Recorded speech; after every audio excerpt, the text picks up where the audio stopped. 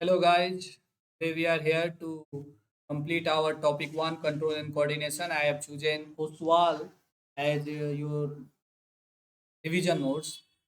Oswal books बहुत अच्छी books होती है आजकल लिंक पे ज़्यादा चल रहा है तो हम लोग भी लिंक के साथ ही चलते हैं। चलिए आइए स्टार्ट करते हैं। हमारा इंट्रोडक्शन है ये। प्लांट हार्मोन में हम लोग यहाँ पे पढ़ेंगे प्लांट हार्मोन के बारे में। प्लांट्स हार्मोन क्या क्या होता है। All the living organism respond to react the change that happen in the environment around them. ये जितने भी लिविंग ऑर्गेनिज्म होते हैं सब रिस्पॉन्ड करते हैं, रिएक्ट करते हैं, जिसको हम लोग एस्टिमुलेशन कहते हैं। क्या कहेंगे? एस्टिमुलेशन। और ये एस्टिमुलेशन ही रिएक्ट कराता है आपको इन्वायरमेंट के प्रति। तो चलिए बहुत अच्छा बात यहाँ पे लिखा हुआ है, इसको हम लोग पहले समझते हैं। The change in the environment to which organism respond and react are called stimuli such as light, heat, cold, smell, etc. और ये प्लांट हार्मोन जो है, प्लांट मूवमेंट जो करता है, ये डिपेंड करता है हमारे ऊपर। Plant movement, the movement of the individual plant parts organ of plant like shoot and root. दो ही मूवमेंट होती है, या तो शूट मूवमेंट करेगा या रूट मूवमेंट करेगा। आपने पढ़ा होगा क्लास 9 में कि कोई भी प्लांट के सबसे अपर पार्ट्स में ये जो पोर्स होता है इसको एपिकल मेरिस्टेम कहते हैं। एपिकल मेरिस्टेम हमेशा आउटसाइड आउटवार्ड ग्रोथ करता था, और इधर जो नीचे रूट होती थी वो डाउनवार्ड मूवमेंट करता था। ये भी एक तरह का मूवमेंट है जिस जो मेरिस्मेटिक टिश्यू के कारण आता है। इसको हमें समझना है मेरिस्मेटिक टिश्यू। चलिए आगे बढ़ते हैं। हमारा नेक्स्ट टॉपिक ट्रॉपिक मूवमेंट।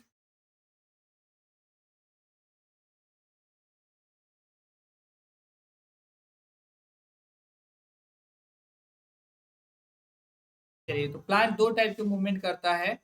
एक मूवमेंट होता है हमारा are due to the some external stimuli like light, force of gravity, chemical substance, water etc. ध्यान से देखेंगे, लाइट का जो स्टिमुली होगा उसे हम कहते हैं फोटोट्रॉपिज्म। फोटोट्रॉपिज्म, ट्रॉपिज्म का मतलब होता है मूवमेंट। ट्रॉपिक मूवमेंट का मतलब होता है यूनिडायरेक्शनल होता है, जो प्लांट ऑर्गेन रिस्पॉन्स करता है एक्सटर्नल स्टिमुलस। ये एक्सटर्नल में आता है लाइट।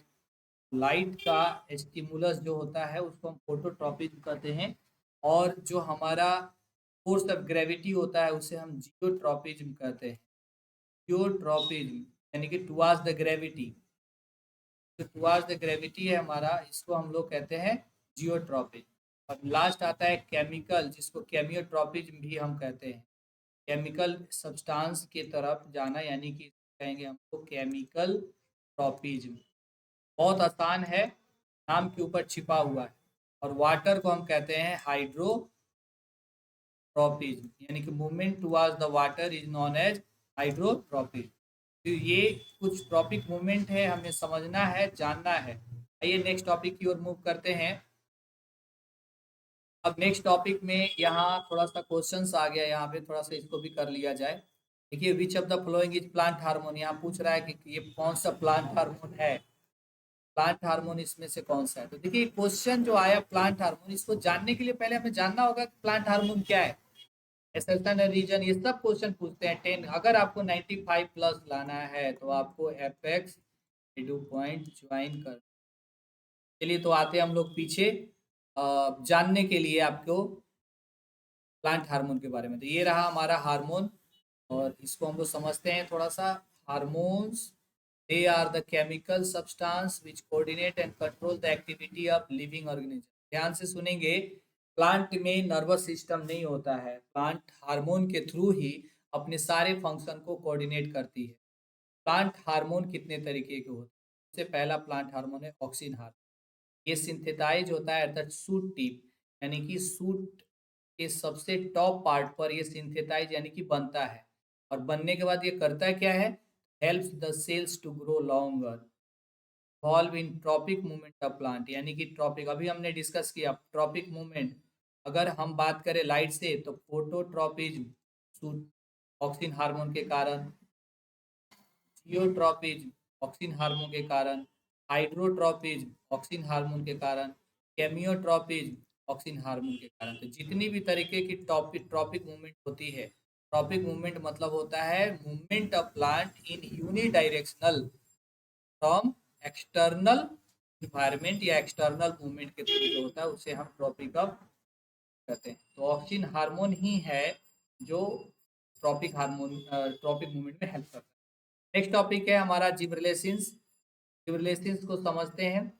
जिबरेलिन जिबरेलिन हेल्प करता है ग्रोथ ऑफ द स्टेम में, स्टेम को बढ़ने में मदद। ये स्टेम 3 तरीके से मदद। एक होता है टुवार्ड्स द एपेक्स, यहाँ पे भी एपेक्स है इसलिए कहता हूँ एपेक्स में आइए। उसके बाद आता है लेटरल, लेटरल डेवलपमेंट होता है। और तीसरा है इंटर कैलरी, इंटर कैलरी जहाँ नोड्स बनते हैं उसको इंटर कैलरी का।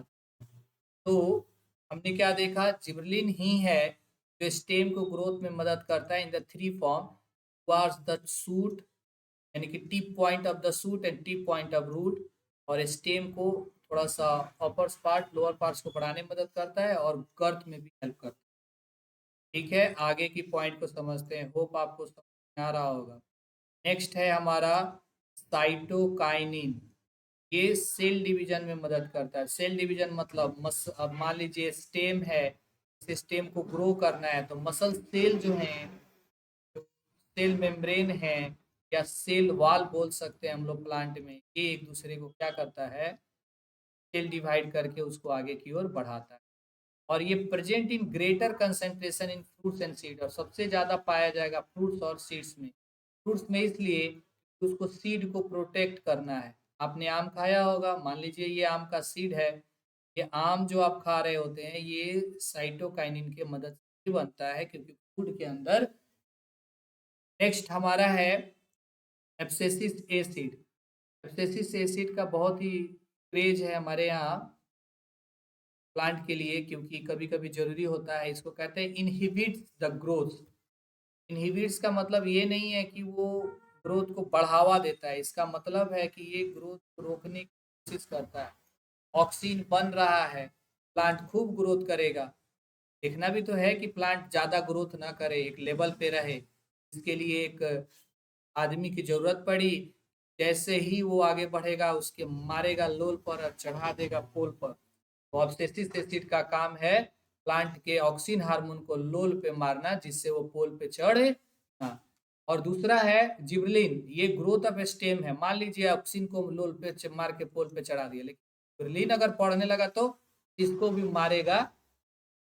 ठीक है, तो इसको भी पोल पे चढ़ा, ये जरूरी है। एसिड एसिड क्या करता है, causing willing of the leaves. बहुत सारे अगर लीव्स में फोटोसिंथेसिस का प्रोसेस अगर हो रहा है, फोटोसिंथेसिस बार बार हो रहा है, नया सेल का जनरेशन नहीं होगा, तो फिर क्या होगा, अगला न्यू प्लांट ग्रो नहीं कर पाएगा। ऐसी सिचुएशन में एब्सिसिक एसिड क्या करता है, जो लीव्स जो डेड हो गए हैं उनको वो विल्टिंग कर देता है, गिरा देता है। और स्ट्रेस हार्मोन भी बोलते हैं इसको, also called as stress hormone. Plant को कभी कभी, जैसे आपने देखा होगा, पढ़ा होगा, ट्रांसपीरेशन। ट्रांसपीरेशन क्या होता है, transpiration is the loss of water in the form of water vapour. तो कभी कभी जब ग्राउंड साइड में रूट जब वाटर को एब्जॉर्ब करने में असक्षम हो जाता है, वैसे सिचुएशन में एब्सिसिक एसिड प्लांट को स्ट्रेस हार्मोन प्रोवाइड करता है, जिससे ये लूज हो जाता है लेकिन पूरी तरह से डेड नहीं होता है। तो समझना है, इसको जानना है। चलिए आगे की एसिड के बारे में पढ़ते हैं। एक ऐसे तो ये आपके एनसीईआरटी में ये एसिड नहीं मिलेगा, हाँ दिया हुआ है, इथिलीन हार्मोन बोलते हैं इसको। ये गैसियस हार्मोन है जो आर्टिफिशियल रिपनिंग ऑफ फ्रूट में काम आता है। आर्टिफिशियल प्लांट में बनता है फ्रूट को पकाने में, लेकिन लोग इसका यूज भी करते हैं। आपने सुना होगा इसका नाम, कार्बाइट बोलता है लोग, कार्बाइट। आम के मौसम में जब पहली बार आम आती है मार्केट में तो मम्मी पापा कहते हैं पानी में रख दो, नहीं तो कार्बाइड का रिएक्शन तुम्हारे मुंह में हो जाएगा, घाव हो जाता है। बच्चा सब जबरदस्ती चोभा मार लेता है, उसके मुंह में घाव हो जाता है। चलिए आगे बढ़ते, ये रहा हमारा कुछ प्लांट हार्मोन से रिलेटेड।